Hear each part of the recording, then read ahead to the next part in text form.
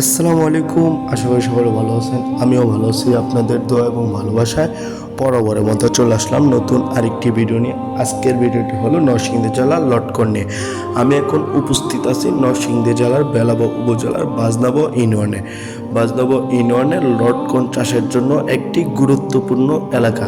এখানকার মাটি ও জলবায়ু লটকন গাছের জন্য উপযোগী হওয়ায় কৃষকরা এই ফলের চাষের জন্য আগ্রহী। বেলাব উপজেলার বাজনাব ইউনিয়নের কৃষকরা লটকন চাষের সাফল্য অর্জন করেছেন। তাদের উৎপাদিত লটকন স্থানীয় বাজারের চাহিদা পূরণ করার পাশাপাশি দেশের অন্যান্য এলাকার চাহিদা পূরণ করেন।